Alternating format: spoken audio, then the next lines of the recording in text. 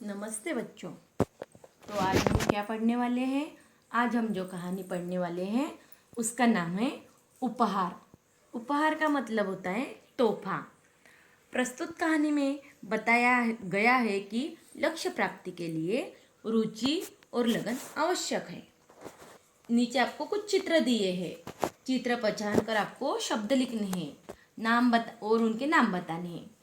पहला चित्र है घर, नदी, अमरूद, पहाड़ी, बोरी, चाबी, लोग, दूध, रिद्ध, मिठाई। यह सब चित्र आपको देखकर उनके नाम अपने नोटबुक में लिखने हैं। यदि आपको चित्र निकालने आए तो वो चित्र भी आप निकाल सकते हैं। तो आज की कहानी है उपहार। उपहार का मतलब मैंने आपको अभी बताया कि तोहफा। एक गांव में ऋत्विक नाम का एक लड़का रहता था। वह बहुत ही गरीब था। गांव के पास पुस्तक मेला लगा था। उसने माँ से कहा, मैं भी मेला देखने जाऊंगा। उसकी माँ बोली, देखो घर में कोई बड़ा नहीं है, तुम अकेले कैसे जाओगे इतनी दूर? बेटा, मेला देखने की जिद जिद छोड़ दो, चलो दूध पी लो। अपनी माँ की बात सुनकर ऋत्विक उदास हो गया और पेड़ के नीचे जा बैठा। उदास होना यानी नाराज होना। तो क्या ये कहानी में ये बताया कि एक ऋत्विक नाम का लड़का था। वो कैसा था? वो बहुत ही गरीब था। उसके गांव के पास काय का मेला लगा था? उसके गांव के पास पुस्तक मेला लगा था। उसने माँ से क्या कहा कि मैं मेला देखने जाऊंगा। पर तब उसकी माँ उसे क्या बोली कि नहीं, हमारे घर में कोई बड़ा नहीं है, तुम अकेले इतने दूर कैसे जाओगे? तो माँ की बात सुनकर वो नाराज हो गया, उदास हो गया और उसने क्या किया, एक पेड़ के नीचे जा बैठा। अचानक उसकी दृष्टि दूर पेड़ों के पीछे गई। दृष्टि मीन्स नजर, जहाँ बहुत तेज रोशनी थी। रोशनी यानी प्रकाश। वह उठकर वहां गया। वहां सुनहरे पंखों वाली एक परी खड़ी थी।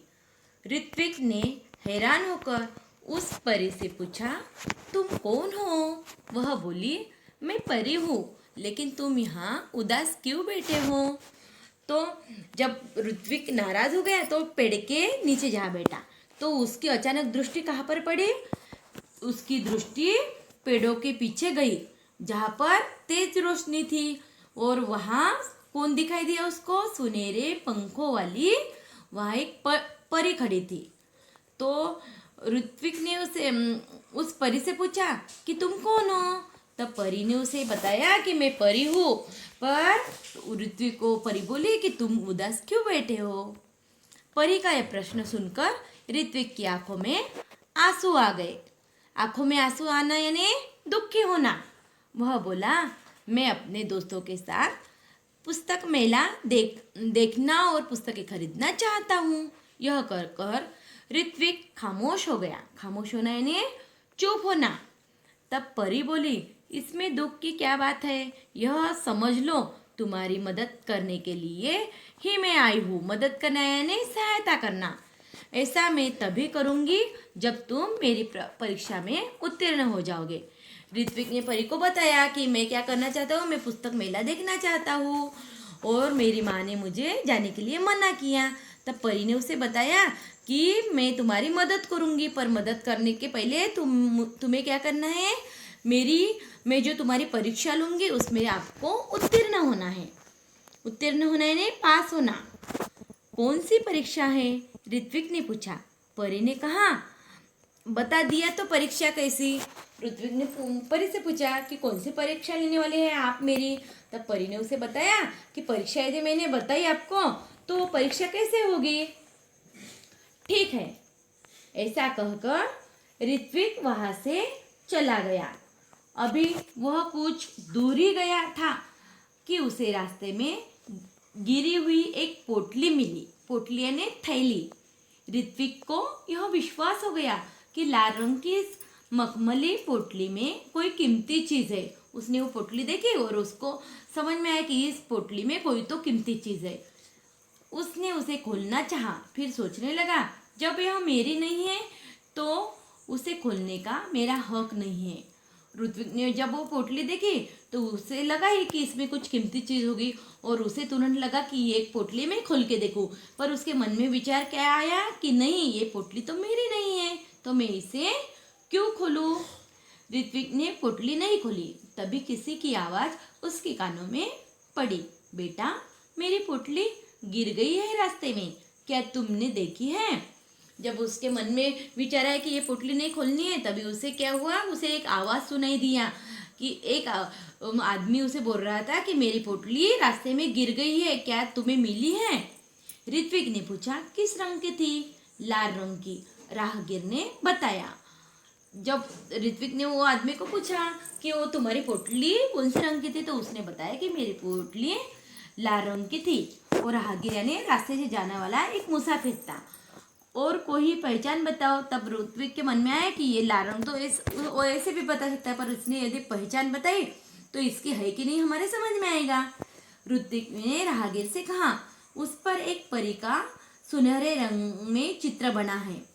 राहगीर का जवाब था।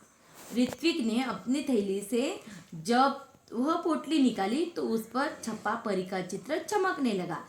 ऋत्विक ने वह पोटली राहगीर को दे दी। ऋत्विक ने उसे पूछा कि तुम्हारी पोटली पे क्या कुछ है कि पहचान है। तब वो राहगीर ने उसे बताया कि मेरी जो पोटली है उसके ऊपर परी का चित्र है। तब ऋत्विक के समझ में आ गया कि ये पोटली वो राहगीर की है। उसने वो राहगीर को दे दी। सुबह उठकर वह वहीं पहुंचा जहां उसे परी मिली थी। देखा तो वहां कोई नहीं था। वह बैठ गया। उसकी आंखों के सामने वही लाल रंग की पोटली दिखाई देने लगी। तभी तेज प्रकाश फैला। सामने परी खड़ी थी। सुबह हुई और ऋत्विक ने क्या किया, ऋत्विक जहाँ परी उसे मिली थी वही गया, पर वहाँ कोई था क्या, नहीं। पर उसकी आंखों के सामने उसे प्रकाश दिखाई दिया, तेज प्रकाश। तो उसने देखा सामने तो क्या था, सामने वही परी खड़ी थी। परी के दोनों हाथ पीछे थे। परी ने पूछा कैसे हो, ठीक हो। ऋत्विक ने जवाब दिया। तभी परी ने कहा अपनी आंखें बंद कर लो, तुम्हें इनाम दूंगी। किस बात का, ऋत्विक ने पूछा। परी ने उसे बोला कि तुम क्या करो, अपने हाथ आंखें बंद कर लो, मैं क्या देना चाहती हूँ, तुम्हें इनाम देना चाहती हूँ। तब ऋत्विक ने पूछा कि मुझे इनाम किस बात का दे रहे हो आप, तुम उत्तीर्ण हो गए इसलिए। परी बोली। परी की बात ऋत्विक की समझ में नहीं आ रही थी। उसने आंखें बंद कर ली। परी ने उसके हाथों में एक मखमली थैली पकड़ा दी। ऋत्विक ने देखा तो हैरान रह गया। यह तो वही पोटली थी जो उसने राहगीर को दी थी। परी ने कहा कल मैंने ही तुम्हारी ईमानदारी की परीक्षा ली थी, वही राहगीर भी मैं ही थी, इसलिए मैं तुम्हें यह इनाम दे रही हूँ। परी ने उसे कहा कि तुम मेरी परीक्षा में उत्तीर्ण हो गए हो। मैंने कल तुम्हारी जो परीक्षा ली, तुम उस परीक्षा में उत्तीर्ण हो गए, इसलिए मैं तुम्हें क्या कर रही हूँ, ये इनाम दे रही हूँ। परी ने ऋत्विक को समझाया, ईमानदार व्यक्ति के जीवन में किसी वस्तु की कमी नहीं होती। जाओ, अब तुम्हें मनचाही वस्तु मिलेगी। परी ने उसे बताया कि हम जिंदगी में यदि ईमानदार रहे तो हमारे जीवन में किसी भी वस्तु की कमी नहीं पड़ती है, हमें जो वस्तु चाहिए वो मिलती है। ऋत्विक के पास शब्द नहीं थे जिसने वह परी को धन्यवाद देता। खुशी से उसकी आंखें भर आई।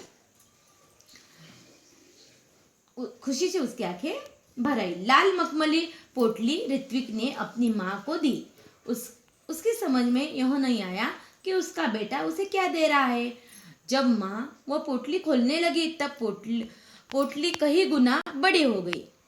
ऋत्विक ने क्या किया, अपनी माँ को जो मखमली पोटली थी वो दी। उसकी माँ को कुछ समझ में नहीं आ रहा था कि माँ ऋत्विक हमें पोटली क्यों दे रहा है। पर जब माँ ने क्या किया, वो पोटली खोलने लगी तो वो जो पोटली थी वो 2 गुनी बड़ी हो गई।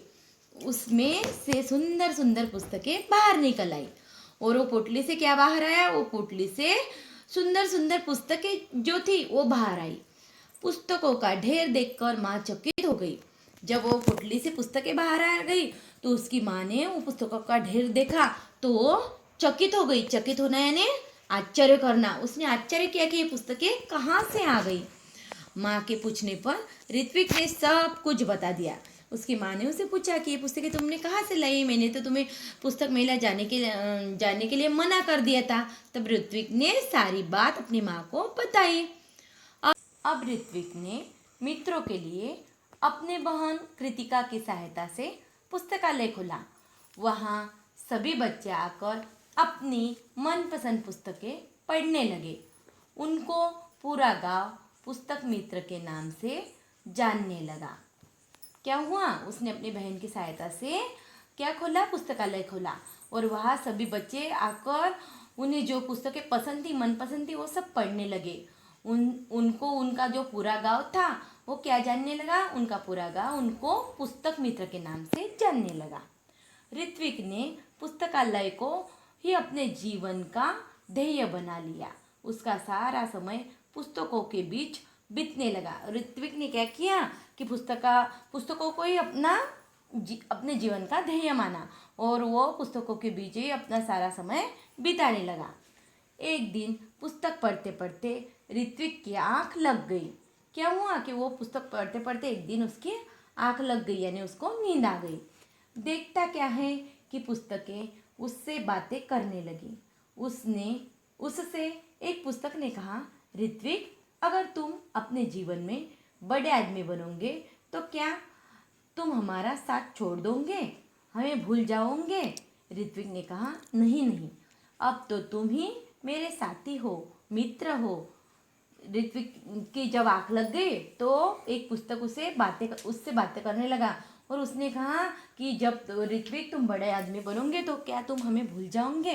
तब ऋत्विक ने क्या जवाब दिया? ऋत्विक ने कहा, नहीं, मैं तुम्हें कभी नहीं भूलूंगा, तुम्हारा साथ कभी नहीं छोड़ूंगा। तुम ही मेरे साथी हो, तुम ही मेरे मित्र हो। तभी किसी ने दरवाजे की घंटी बजाई और उसकी नींद टूटी। वो अपने पुस्तक के साथ बात करने लगा था। तभी क्या हुआ, दरवाजे की घंटी बज गई और उसकी जो नींद थी वो टूट गई। जागने पर देर तक सोचता रहा कि आगे चलकर वह बड़ा सा पुस्तक भंडार खोलेगा। और जब उसको जाग आ गई तो उसने क्या किया कि वो सोचने लगा कि आगे चलकर वो क्या करने वाला है, एक बड़ा पुस्तक का भंडार खोलने वाला है। तो बच्चों, यह कहानी आपके समझ में आ गई क्या? आपको यह कहानी पसंद आई क्या?